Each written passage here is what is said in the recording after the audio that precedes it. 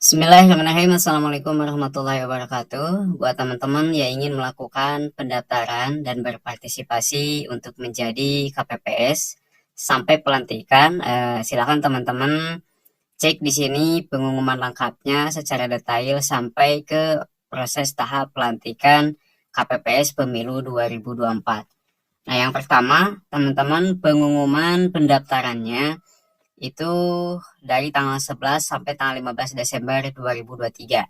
Nah, nanti PPS ataupun juga ketua PPS, sekretariat PPS itu akan membuat surat pengumuman dari tanggal 11 sampai tanggal 15 Desember yang akan disebarkan ke seluruh masyarakat yang ada di desa setempat ya. Jadi nanti ke tiap TPS akan disebarkan karena KPPS ini dipilih sesuai dengan TPS tempatnya masing-masing, apakah TPS 1, 2, 3, atau yang lainnya. Nah, kemudian nanti contoh surat pengumumannya itu seperti ini, teman-teman. Jadi ada pengumuman dengan nomor suratnya berapa, kemudian di sini tentang apa ya, tentang seleksi calon anggota KPPS 2024. Nah, setelah ada pengumumannya, teman-teman bisa cek aja surat pengumuman ini di kantor kelurahan desa yang tentunya di sekretariat PPS setempat ya. Kalau nggak ada, teman-teman tanyakan saja langsung kepada anggota-anggota PPS atau sekretariat PPS yang ada di wilayah teman-teman ya. Biasanya di dekat kantor kelurahan atau desa. Nah, kemudian penerimaan berkasnya, teman-teman, berkas pendaftaran ataupun dokumen yang nanti teman-teman berikan itu dari tanggal 11 sampai tanggal 20. Jadi ada waktu sekitar 10 hari, teman-teman, 9 hari ya.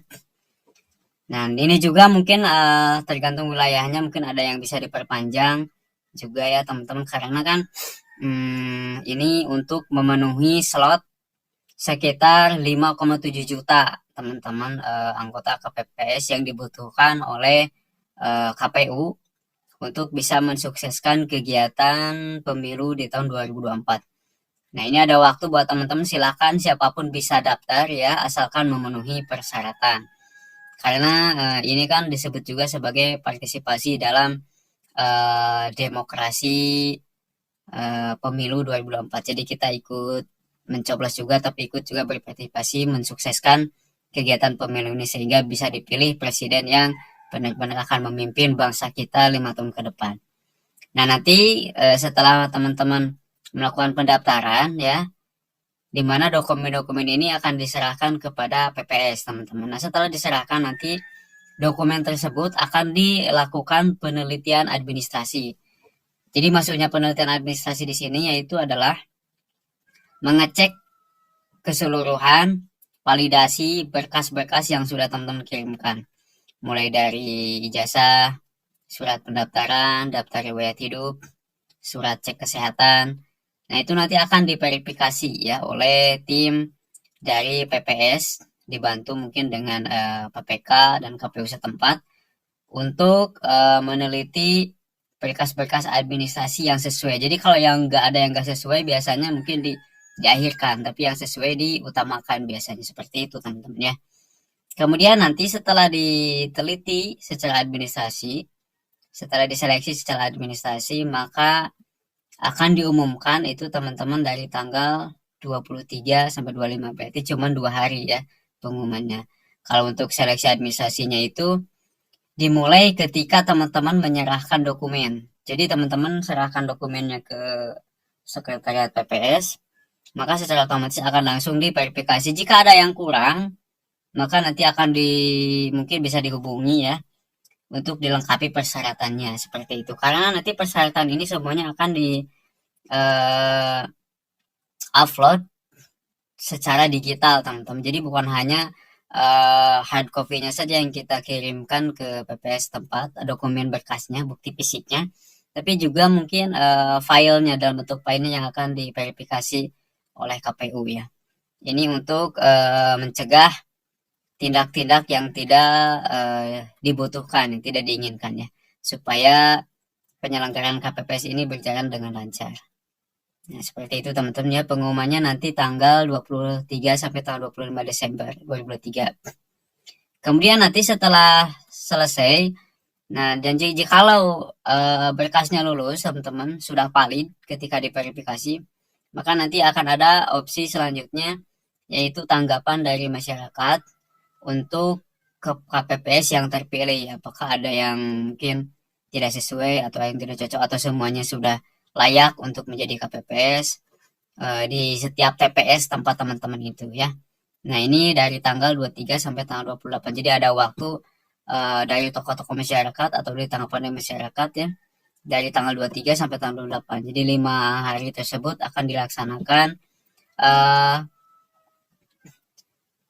musyawarah untuk menanggapi semua anggota KPPS yang terpilih untuk setiap TPS itu.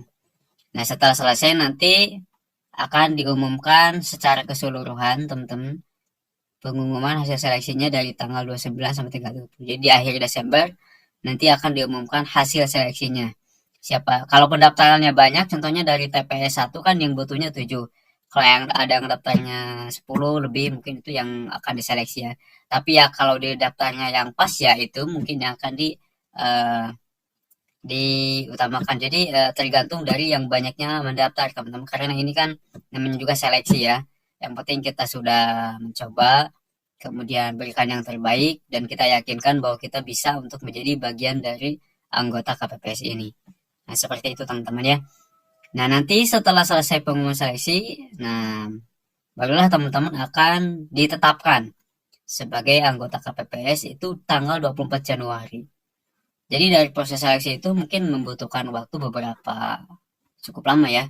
Jadi Januari itu mungkin akan ada semacam bentuk bimbingan teknis dulu mungkin, atau pelatihan dulu, atau ada pertemuan dulu, sosialisasi ya. Nah, barulah nanti tanggal 25 Januari itu dilantik anggota KPPS-nya, sekalian mengikuti masa kerja untuk mulai bekerja ya teman-teman. Tapi tetap saja intinya itu bekerjanya itu mungkin pas ketika hari H pemilihan ya di TPS tempat masing-masing. Seperti itu teman-teman. Jadi kalau menurut saya ya ini hanya akan ada beberapa training aja, pelatihan atau juga diskusi bersama KPU setempat ataupun juga dengan PPK ataupun juga dengan PPS untuk memantapkan mekanisme prosedur dalam pemilu nanti. Jadi karena KPPS ini kan eh, bagian pentingnya dalam melaksanakan penyelenggaraan pemilu pencoblosan nanti di TPS tempat masing-masing. Jadi kalau KPPS ini sukses pencoblosannya di TPS masing-masing, maka ini akan memberikan kemudahan pekerjaannya nanti bagi PPS dan juga PPK setempat di wilayah kecamatan. Nah, setelah itu barulah teman-teman bekerja dari tanggal 25 Januari sampai 25 Februari. Itu masa kerjanya teman-teman yang sudah ditetapkan sesuai dengan peraturannya. Oke, kalau masalah gajinya ya kita niatkan saja untuk berpartisipasi dalam pesta demokrasi Indonesia ya teman-teman, karena ini merupakan salah satu cara kita untuk ikut mensukseskan pemilu 2024 supaya tidak terjadi kecurangan gitu kan, supaya tidak terjadi masalah. Jadi kita harus ambil bagian ini. Kalau gak ada yang mau, maka kita lah yang harus mencoba. Apalagi generasi-generasi muda yang bermunculan saat ini, ayo kita coba ya.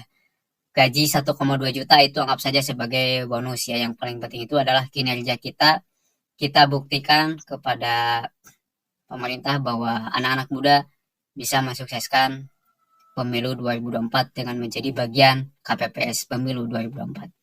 Terima kasih. Assalamualaikum warahmatullahi wabarakatuh.